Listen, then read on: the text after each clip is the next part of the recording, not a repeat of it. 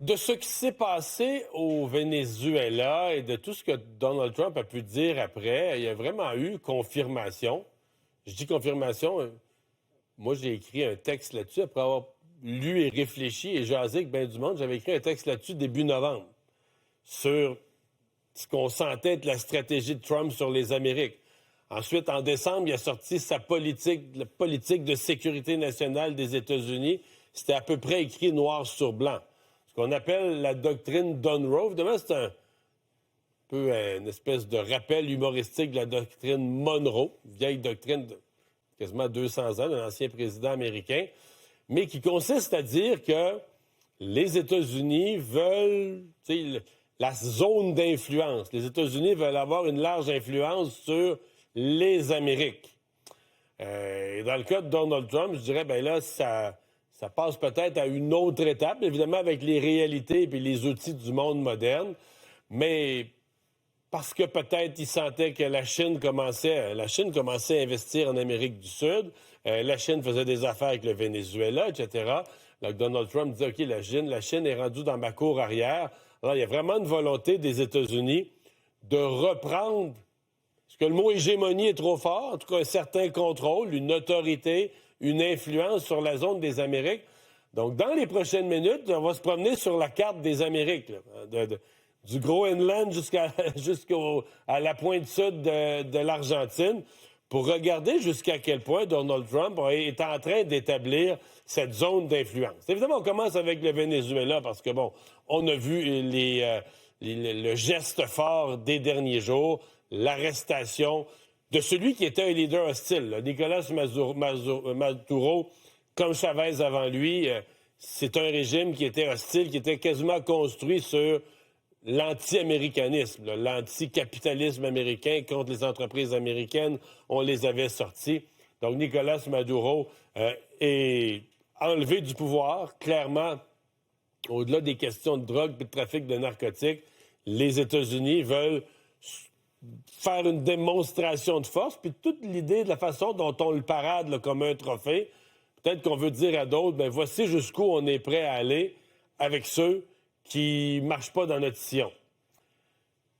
Partons du Venezuela, juste à côté, juste un peu plus à l'ouest, la Colombie. Un autre pays, évidemment, si vous voulez utiliser l'argument des narcotrafiquants, vous pouvez aussi viser la Colombie. Et là, M. Trump a été très dur dans ses propos à l'endroit du président Gustavo Petro, qui lui a répliqué en disant, c'est un ancien militaire, si on peut dire, là. Il dit, moi, je serais prêt à prendre les armes. Là. Si Trump nous attaque, je serais prêt à prendre les armes. Mais donc, la Colombie, Trump a dit cette semaine, ce qui est arrivé là, au Venezuela, on pourrait faire la même chose en Colombie avec un président qui est un malade. Les termes de Donald Trump. Continuons à regarder la carte du continent. Donald Trump, dans la même rencontre avec la presse dans son avion, a dit « Cuba est à veille de tomber ». C'est vrai qu'il y a des problèmes économiques majeurs à Cuba. Vous l'avez vu, ne serait-ce qu'avec les pannes d'électricité.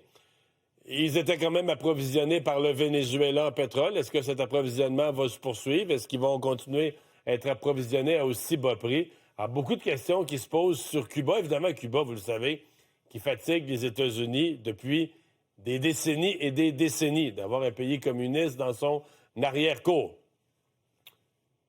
Autre territoire, celui-là, c'est différent et c'est beaucoup plus gros parce que là, on n'est pas en présence d'un pays hostile. Le Groenland, qui n'est pas un pays en soi, qui est un territoire avec un certain degré d'autonomie, mais qui fait partie du Danemark. Le Danemark, c'est un pays de l'OTAN. Le Danemark en fait partie, les États-Unis en font partie, donc techniquement, c'est un allié militaire. C'est un allié de la même entente militaire.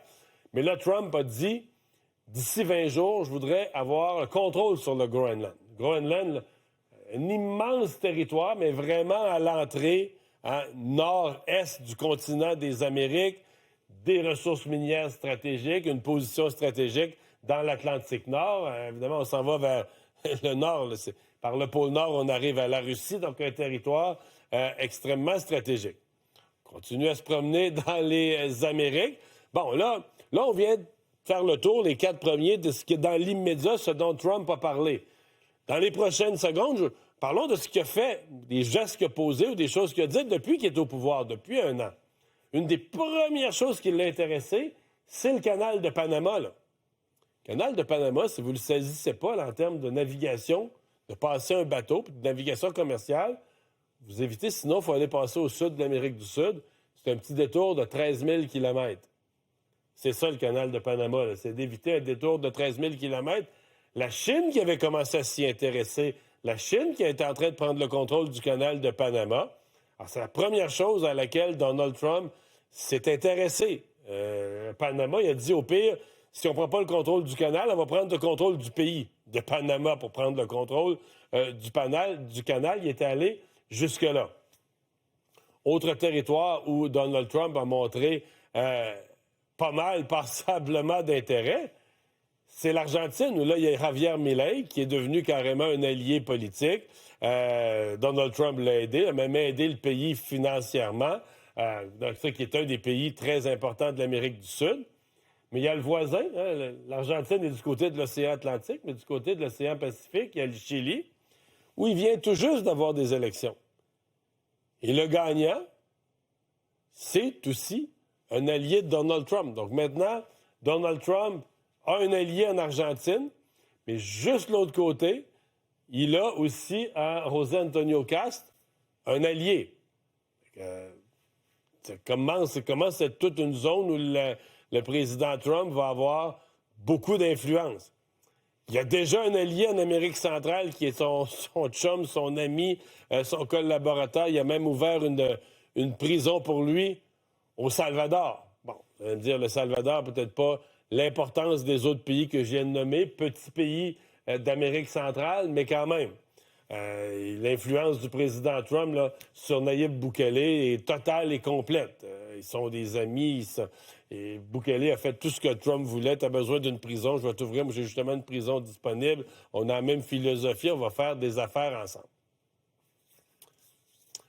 Voilà un tour d'horizon qui nous amène à dire, si Donald Trump, du Groenland, là-bas, jusqu'au sud de l'Argentine, veut avoir un contrôle, une influence, une hégémonie sur les Amériques, il y a comme une grosse plaque là, dans les Amériques, au nord des États-Unis, qui s'appelle le Canada. Je dis pas qu'il croit vraiment au 51e État. Est-ce qu'il y croit, est-ce qu'il y croit pas? Est-ce qu'il disait ça pour déstabiliser Justin Trudeau? C'est plus vraiment important.